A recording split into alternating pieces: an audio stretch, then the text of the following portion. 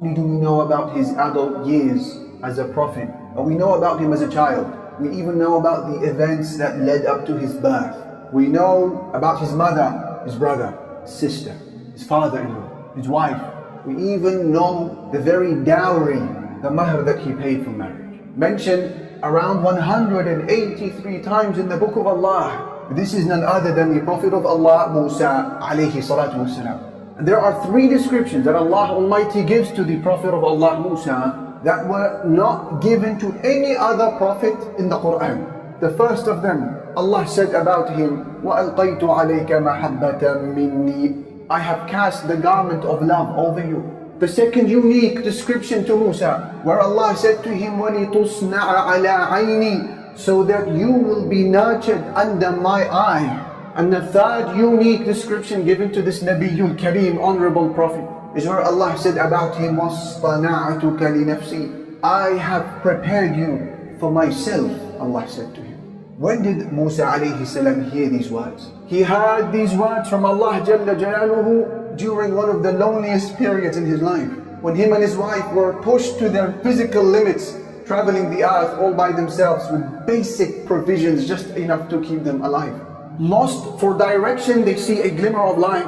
Musa says to his wife, Umkuthu, wait here for a moment. Inni anastu naran, I see a glimmer of light, fire. لَعَلِّي آتِيكُم مِّنْهَا بِقَبَسٍ, perhaps I will bring you a torch of fire from it. أَوْ أَجِدُ عَلَى النَّارِ هُدًى, or maybe someone will just give us some guidance to help us navigate this terrain. Unbeknown to Musa, however, he was not making his way to a fire. He was being called by Allah Jalla Jalaluhu to stand in the sacred valley of Tuwa, to speak to Malikul Muluk, the King of Kings, the owner of sovereignty and the possessor of all dominion, Allah Jalla Jalaluhu. He stands and he hears the voice of Ar-Rahman Jalla Jalaluhu saying to him, Ya Musa, O Musa, Innani ana Allah, it is me, Allah.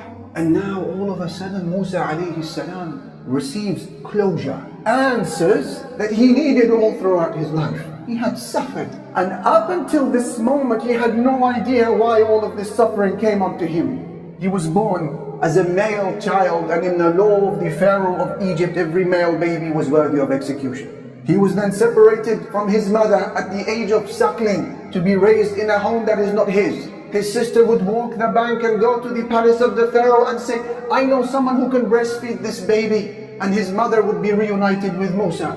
Then Musa would become a man and would accidentally kill someone. Now he is a fugitive, on the run, wanted by the authorities, dead or alive. He is escaping the country in terror. Then he would find a wife to marry. And the mahr, the dowry, was 10 years worth of arduous labor. Why all of this suffering? He needed answers. And now as he stares into the evening night sky, looking above him and hearing the voice of the glorious Ar-Rahman Jalla Jalaluhu, answers are finally given to him. What does Musa hear? He hears these following words documented by the Quran. قَالَ قَدْ أُوتِيتَ سُؤْلَكَ يَا مُوسَى, O Musa, we have responded to your request. وَلَقَدْ مَنَنَّا عَلَيْكَ مَرَّةً أُخْرَى, we have conferred our favor upon you yet again. إِذْ أَوْحَيْنَا إِلَىٰ أُمِّكَ مَا يُوحَىٰ, when we sent inspiration to your mother, فَنِقْذِفِيهِ فِي التَّابُوتِ, saying to your mom, place the baby in the cot. فَقْذِفِيهِ فِي الْيَمِّ, then place the cot in the river. فَلْيُلْقِهِ الْيَمُّ بِالسَّاحِلِ, then the river will take him to the shore. يَأْخُذْهُ عَدُوٌّ لِي وَعَدُوٌّ لَهُ, where an enemy of his and an enemy of mine will take him, the Pharaoh. وَأَلْقَيْتُ عَلَيْكَ مَحَبَّةً مِّنِّي, and I have cast the garment of love over you. وَلِتُصْنَعَ عَلَىٰ عَيْنِي, so that you will be nurtured. Become a prophet of Allah, and his heart finally settles. Muawiyah al-Qushayri narrated that the Prophet Muhammad sallallahu alayhi wa sallam said, you, O Muslims, he said, are the last of 70 nations Allah has created.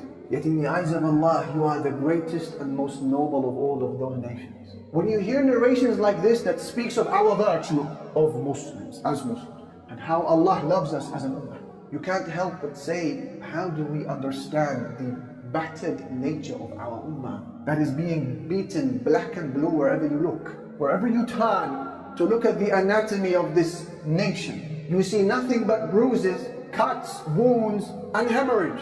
You turn to China and you see the plight of the Uyghur Muslims ongoing. the ethnic cleansing of an entire community. Then you turn to Myanmar, Burma, and you see the Rohingyas, their plight is continuing. And you look towards India, towards what seems to be a genocide that is making its way to them. And then you turn to the Muslims of Yemen, and you see a famine that is threatening the existence of the entire region. You turn to Syria, a decade-long war crushing our brothers and sisters there. You turn to Saudi Arabia, you see scholars and activists and people of khair lingering in the dungeons of the Gulf. You turn to Palestine, you see corruption at its core, and you see struggle at the other parts, and a siege and an illegal occupation. You turn to Gaza, you see your biggest open-air prison on planet Earth today.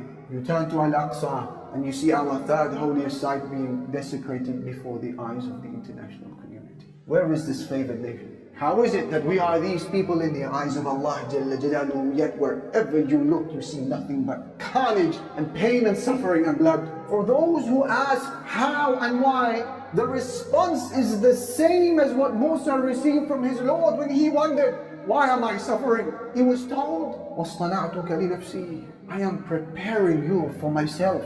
The same way that the suffering of Musa alayhi salam was not because Allah hated him or because Allah had abandoned him, but because he was being prepared to lead Bani Israel out of Egypt. We are to see our pains in the same light.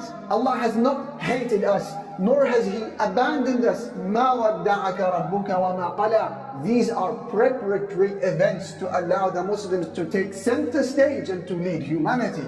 And the process of preparing Musa for leadership is the same process that will apply to us. Why do you think his name was repeated 183 times in the Quran? What was the process of preparing?